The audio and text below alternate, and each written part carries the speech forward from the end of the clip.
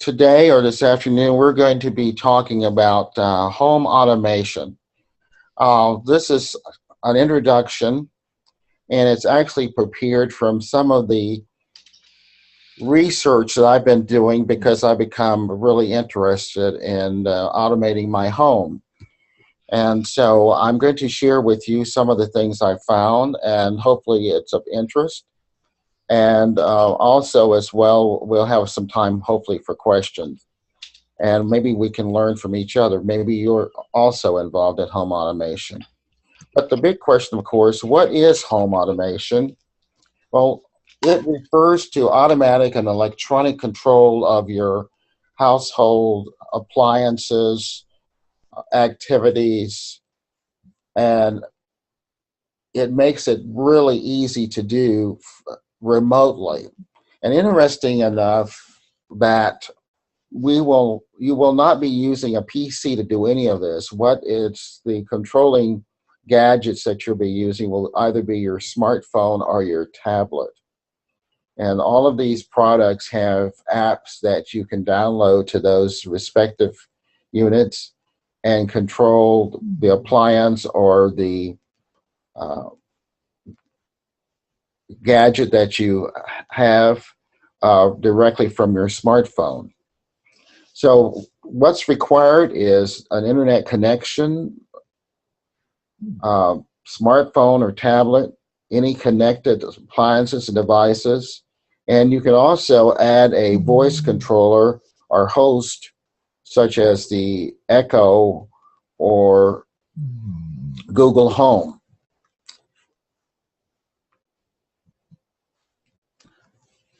So a lot of people said, well, why would I want to automate my home? Well, in my opinion, the reason why you would want to do it is the convenience to control as many devices as you can from one controller. You also will want to do it for added security to your home because you can add, you can automate your door locks, you can have cameras, you can have motion sensors, you can automate your lights and your garage door openers. Not only that, it provides some energy savings because the connected bulbs are LED and low wattage. They can be controlled on demand, and they also can be controlled remotely. You also have energy efficient thermostats that can learn your habits and therefore heat and cool your home when you're present and turn those devices off or lower the thermostat temperature when you're gone. And you can do that any place or anywhere in the world. A lot of commercial offerings are available for home automation.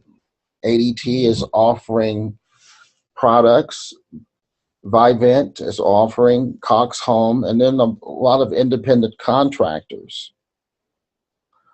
But I think I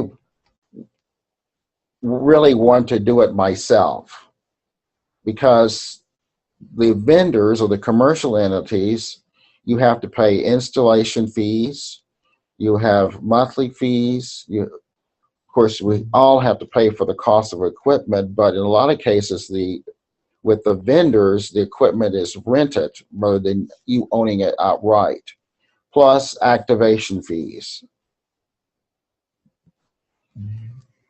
So if you do it yourself, the devices are cost, but you can have the monitoring free. You don't have to pay someone to monitor your cameras or any of that because you can do it from your smartphone. A lot of the systems have very easy connectivity, so it's not difficult. There's no difficulty in being able to set these up. A lot of them require a hub, which is the main brain of the system.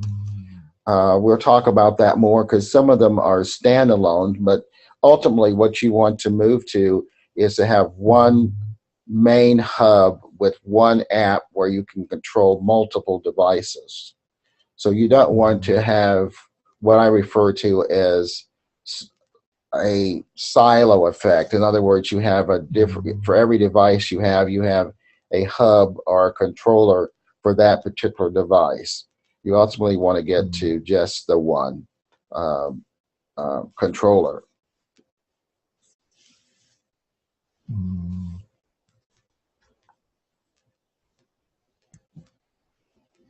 As I was saying, the standalones, these devices can be installed and controlled independently with a small smartphone or tablet through Wi-Fi. And those are like thermostats, lighting devices, doorbells, door locks, Wi-Fi, smart plugs, and household appliances. Now, in some instances, these would each have their own individual controller, and that's okay, but you don't want to end up having a whole shelf full of controllers to operate these different devices.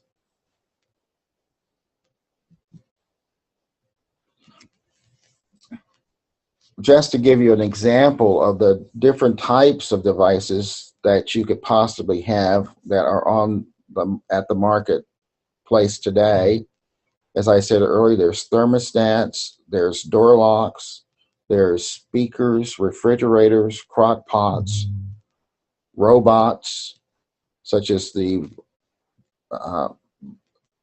vacuum cleaners that are robotic, personal assistants, baby monitors, security systems, doorbells, garage door openers, plugs, and switches. But most people, before they try to install all of this stuff, they really start out with the lightning piece. That's the easiest and most simple, is to start out with your lights.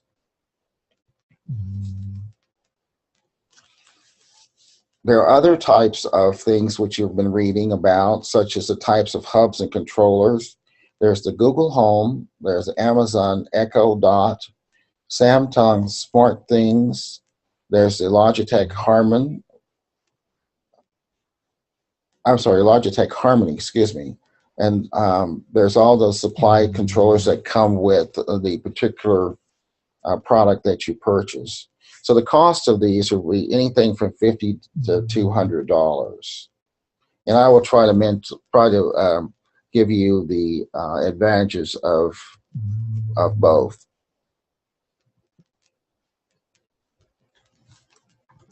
So when we are talking about the hubs, we're talking about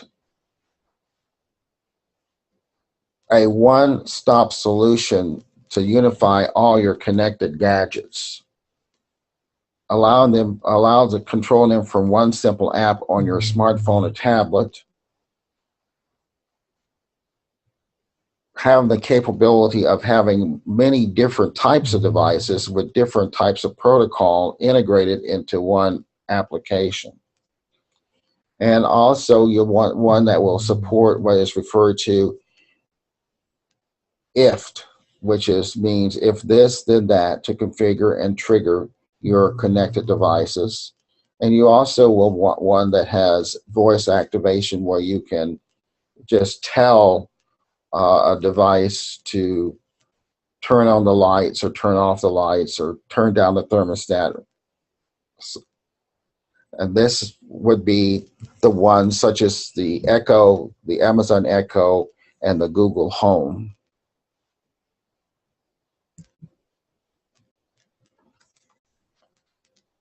So your automation hub can turn on your lights and other connected devices from one app. It can offer you daily reminders.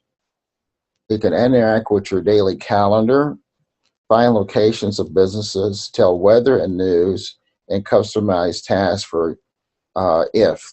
For example, if you have the Amazon Echo or the Google Home, you can ask it to tell you the weather or give you locations of businesses that are in your area. it can remind you of your appointments as it's integrated with your calendar. You can task it, what's on my schedule today? And it will then repeat what is actually on your calendar. Also, you can go to the IFT website, and there are what's referred to as recipes, and you can have already configured processes that you can just install onto your device without you having to do any kind of programming. If you need a custom task, you can find one possibly in the catalog and then install it on your phone, and that will then tell whatever gadget that you have controlling to do what you ask. So what is IF? It's a cloud-based if-then engine that allows users to write simple home automation rules, or as I said earlier, recipes. And they work with smart devices such as the Philips Hue, which is the smart light bulbs. Lutron is another whole family of gadgets that includes everything from lighting to thermostats. There's the Nest automated smart thermostat. Belkin has a whole family of devices, plugs that you can plug into the wall. And then there's the Amazon Smart Things. Samsung Smart Things. So with this particular protocol, you can combine various gadgets to do various things. In other words, you could have the bulbs turn on if you had your garage door automated, so that when you raise the garage door open, it would automatically turn the lights on into your house. Or, for instance, if you left your property, you could have the thermostat lower to a certain degree, as well as light certain lamps in your home or turn certain lamps off. So there are various things that you can do with this IFTT by combining the different recipes, and a lot of them are already pre-programmed, so it's just a matter of finding one that suits your needs and then applying it to the device.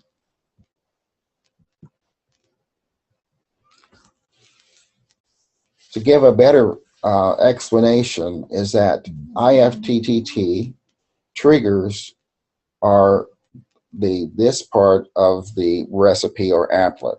There are items that trigger the action. For example, if you were using an RSS feed, you could receive a notification based on a keyword or a phrase. Actions are that part of the applet, and they are the output that results from the input of the trigger. So applets are predicates made from triggers and actions. For example, if you like a picture in Instagram, which would be the trigger, the photo would send to your Dropbox account. Ingredients are the basic data made available from a trigger. For example, the data that are available from the email trigger includes subject, body, attachment, receive date, and sender's address. So actually what IFTTT has done is that a lot of these examples that we're showing have been made to also trigger an action with a gadget that you have installed, not necessarily applying to the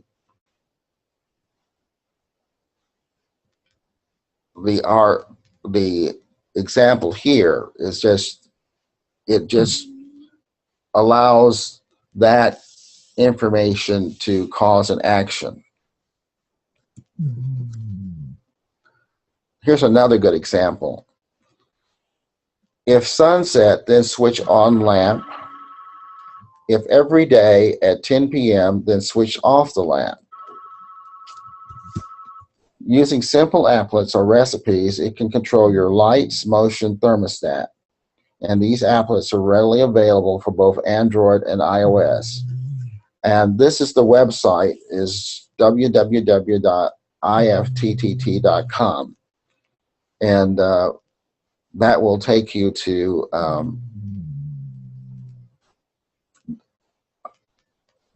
this site, and you can go and find various examples. It looks like this when you go there. These are some of the examples. After 30 minutes before sunset on weekdays, turn on my Wemo table lamp. In other words, this has a plug that's plugged into the wall, and it's a smart plug. It replaces, it's where it plugs in your AC outlet, and then you plug the lamp into it, as you see here. And then just from a command, it knows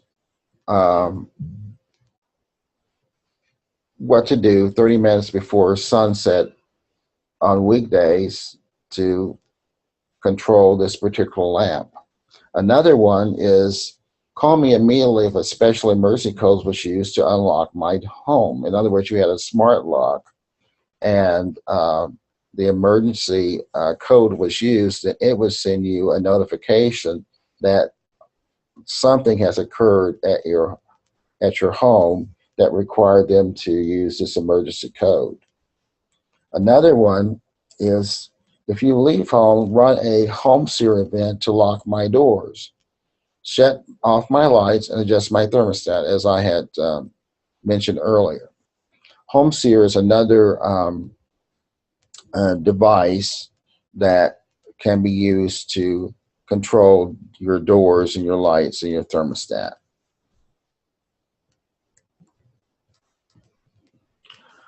So if you're interested in starting a home automation project, what I recommend is make a plan first. In other words, identify the things that you would like to automate,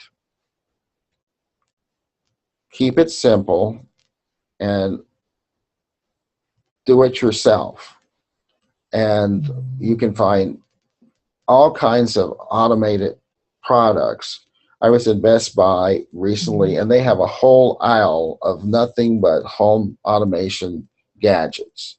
And you can go in and choose everything from light bulbs to doorbells to garage door openers. And well, they're all do-it-yourself. You can pick and choose. You can mix and match.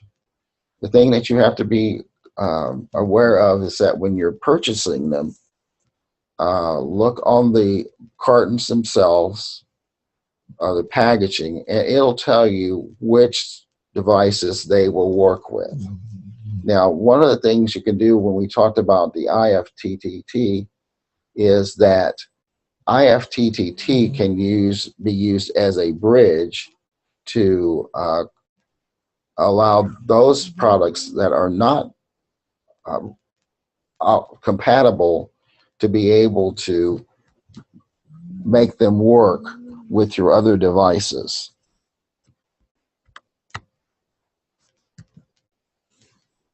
This here is one of those plugs I was talking about. It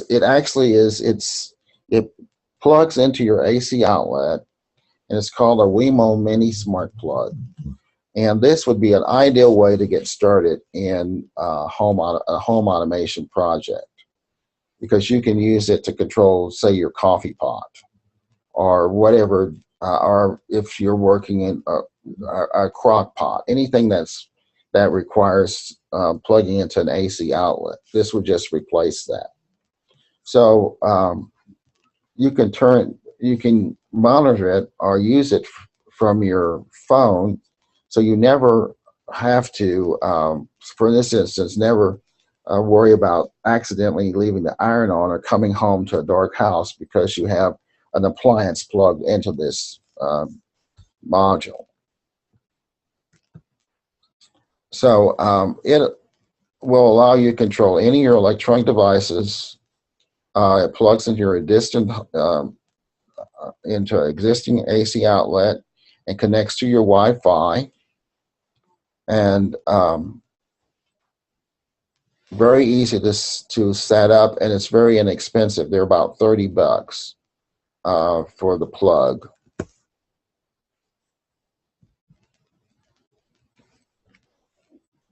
So like I say, whether you're on your couch or vacation in the Caribbean, would be able to remotely control your lights and appliances anywhere in the world.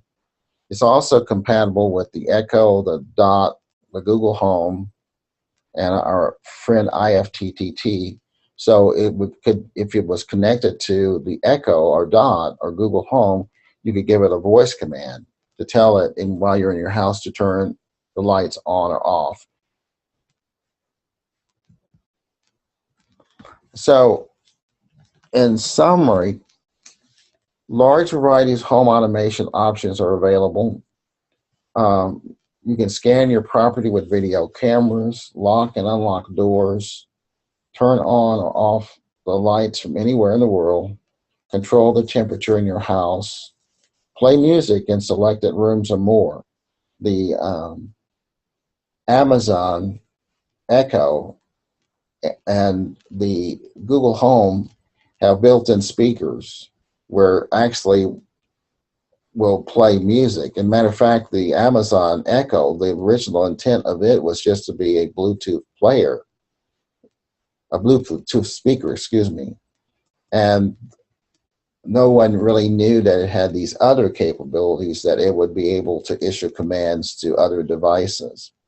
And so as a result, Amazon has expanded the functionality of that device and made it function as a hub for other devices. And likewise, Google has come out with a Google Home, which does very similar, has very similar functionality. The interesting thing, there's lots of comparisons on YouTube where you can see both devices in action. And some people prefer the Echo over the Google Home and vice versa. So it's really kind of a preference. But in reality, they both will do the same things. Some of the things that I've done here, I have not got a Google Home or Echo. I'm going to wait until I get all my devices that I want to add. But I have gotten a Sky Bell, which is a video doorbell, which allows me to view anyone that approaches the door, whether they ring the bell or not. I can monitor that from my phone, and I can see and control and answer the door anywhere. People may or may not know that I'm home. I just can answer the door. I also have gotten the smart bulbs. I bought three of the, I'm sorry, I bought a Hue starter kit, which included the hub and two smart bulbs. And that was, those were $70. You may be able to find them for less than that. And I've installed those in strategic places in my house so that when I'm gone, the light will come on without me having to bother with it. And I can also control it from my phone. I have other bulbs I can turn on or off in any kind of sequence. So it could give the appearance that I'm actually home, turning the lights on or off. I also have the Nest thermostat. And that's really been an energy saver, as well as a device I never really have to bother with. It just does its thing, and it's very intelligent. It integrates with a lot of other devices. One of the things I would like to add at some point is the smoke alarms, which integrate with it. So there's just lots of product out there, and you can find something that really will enhance the quality of your life. One of the things that a lot of people are really interested in are the garage door openers, because who hasn't gone off and forgot to lock their door? And some of your neighbors will call and say you left your garage door open, and you then have to go back home to shut it off. I mean, let it down, or get your neighbors to try to outrace the light sensors, that when you break the sensor, it causes the door to go back up. So it's kind of a futile effort. You almost have to come back to let the door down. But you can control that door just from your smartphone. So there's lots of advantages to thinking out a plan and figuring out what you would benefit most. So those are just some ideas that you can start thinking about. So so all you really need is your mobile phone. That says computer, it should say tablet, to control and monitor the many aspects of your home. Home automation can be enhanced with a home security system to offer added security for your home, such as adding cameras, and those are readily available. So there's just so many things you can do, and it's a lot of fun. It's a growing market, and I think you'll see a lot of interesting products coming down the pike. So that really kind of concludes my presentation. I know we're a little early. Maybe we have more time for some questions. So I'm going to let David read off the questions that you forgot. Maybe I can explain something more thoroughly if I kind of stumble over some of my presentation. Okay, let me get back here to the questions.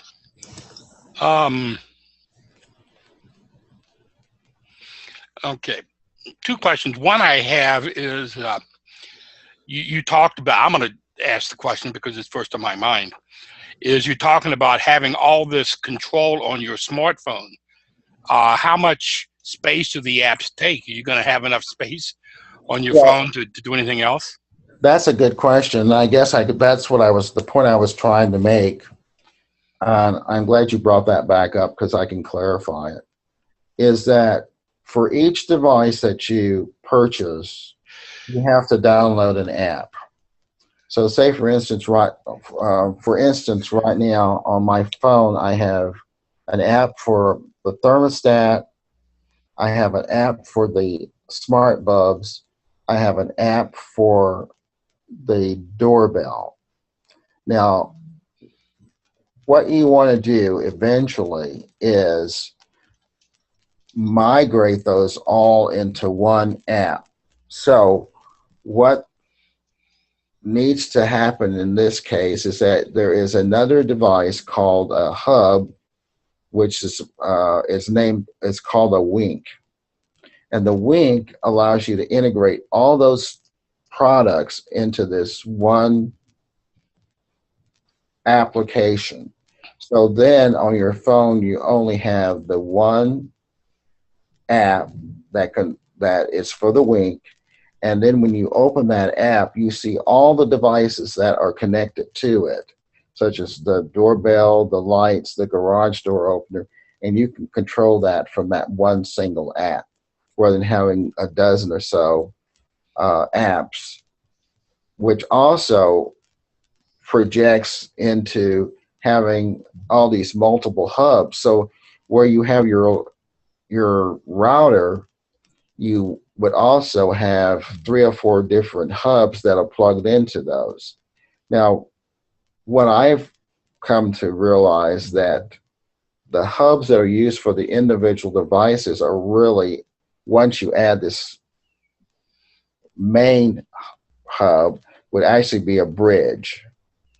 So they would then no longer be needed because the Wink app, the Wink device replaces all of those. Okay.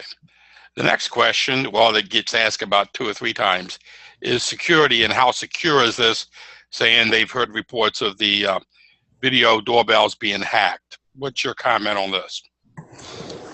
Well, they are Wi-Fi devices, but they are about as susceptible as your Wi-Fi. So what you have is the same security that you have for your Wi-Fi applies to those. So in other words, the doorbell is going to ask for the same SSID and password that is used for your other Wi-Fi devices. Okay. The question is, they're saying some of these devices are connected to the internet. How many devices are actually connected to the internet? They're all connected to the internet. Okay, so they're all connected. They all require Wi-Fi. They're all connected to the internet. And when it's like any other Wi-Fi device that you get, you have to enter your SSID and password.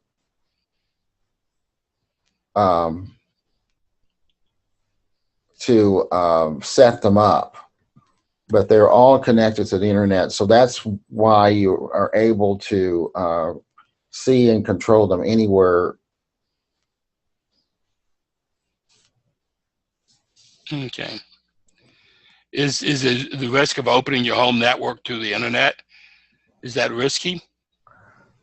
Is it risky to open your home network to the internet? Your home network is open to the internet if you have any Wi-Fi device. It's just another Wi-Fi device. If you have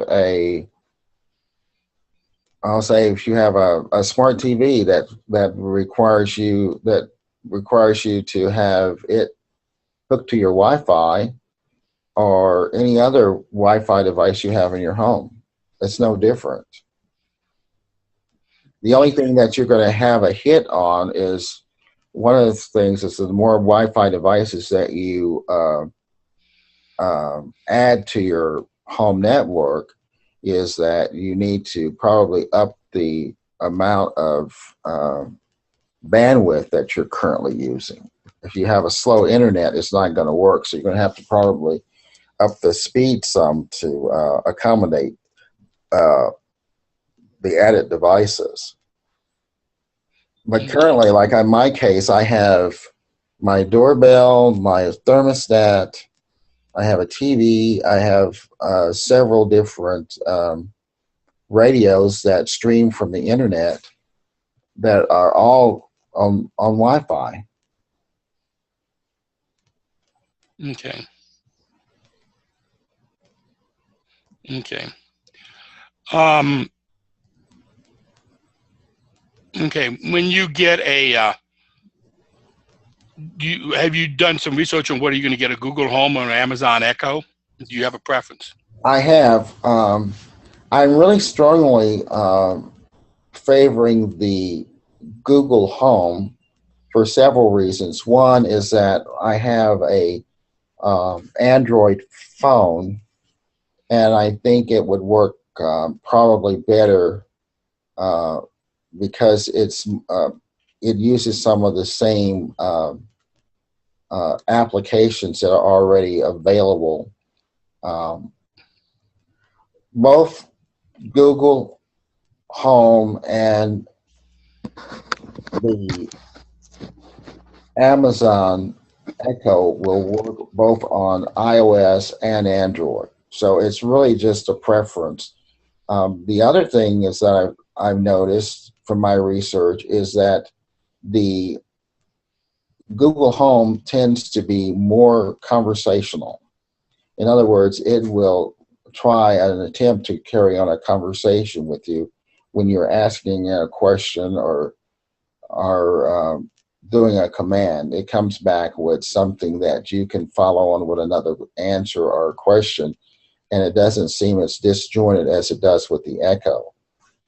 But and the other thing is that, I guess, is that there is a price difference between the two. The Google Home is currently about $130, and I don't know if that's because it's an introduction price, because it's only been on the market just a little over a year, where the Echo has been out on the market for almost 2 years. The Echo currently costs $199, and that's the one with the built-in speaker. It has a companion product that is a lot less. It's the Dot, and it's probably, I think it's going about 75. I think that's on a bit on the high end. It's between $50 and $75. I can't remember the exact price, but it has a smaller speaker, but it does essentially the same thing. It can be used in conjunction with the Echo, so you can have an Echo and then have the Dots in various other places in the house to command, because they all have to be within ear range in order for it to function. So you can't have it in the kitchen and you be in the bedroom trying to give it commands. But if you have the Dot in your bedroom, it can compensate or augment the Echo. Now, that's not true for the Google Home. It doesn't have any secondary devices. It's just that one device so far. Okay. Okay, as I said, we got some other people offering their opinions on security. Well, tell me what they are. It'd be interesting to hear. Okay, well, some people, I mean, one says that a lot of devices have poor security software, and they've read articles. And another guy says he likes the features, but thinks it should be incorporated with a professional monitoring service for security devices like smoke and intrusion detection, so the alerts can be handled in a more timely manner. Well, I don't disagree with that. Particularly if you're away, that might be something. But I know I have a alarm system that is monitored by ADT, and I'm not that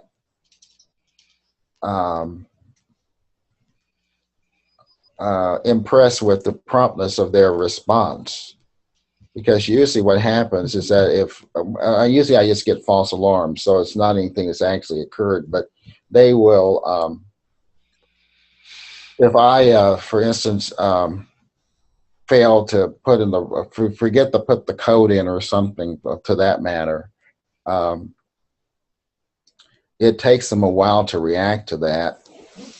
They will call, and then I will go through the motions of telling them, who I am and this sort of thing. But there has been, in a previous home that I had a couple break-ins, and they weren't that quick.